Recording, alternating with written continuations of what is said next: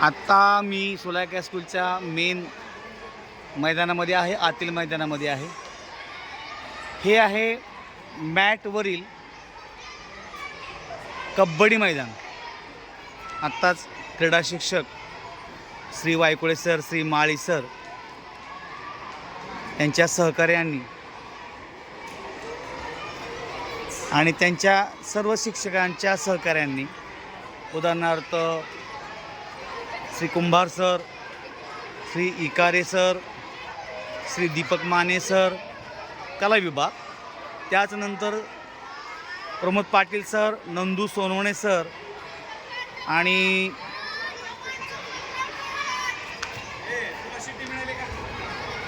या ठिकाणी हे मॅटवरील मैदान आहे। D Shinde sir, Dilip Shinde sir यांनी हे छान मैदान तयार केलेलं आहे। या मैदानाला मेजरमेंट करून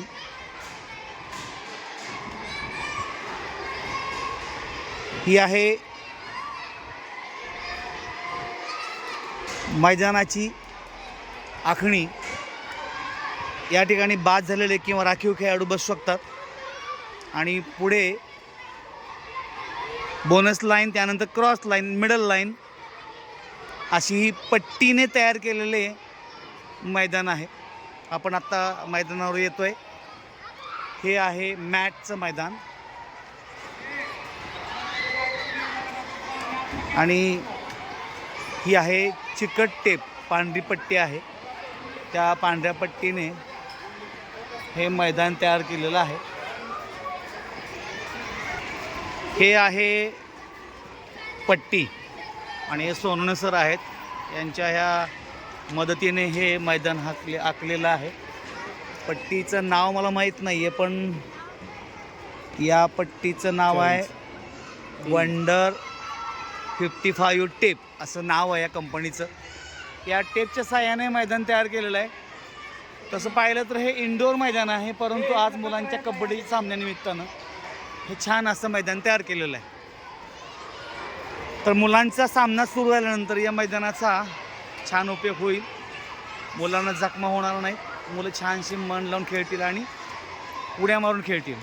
तसं हे सोलायका स्कूलचं कबड्डीचं मैदान आता या ठिकाणी तयार केलेलं आहे।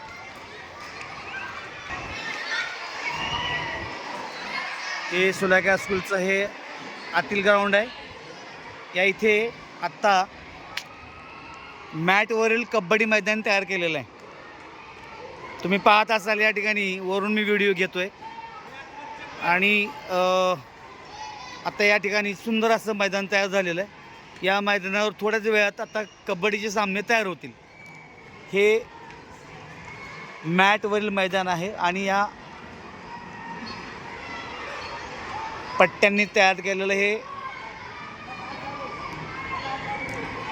मैदान मुलांना छान अनुभव, नवीन अनुभव या ठिकाणी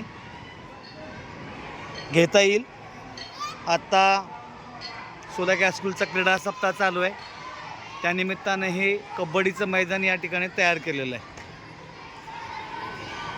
तर अशा पद्धतीने हे मैदान झालेलं आहे। आपण थोड्या वेळाने कबड्डी सामने बघूयात। धन्यवाद।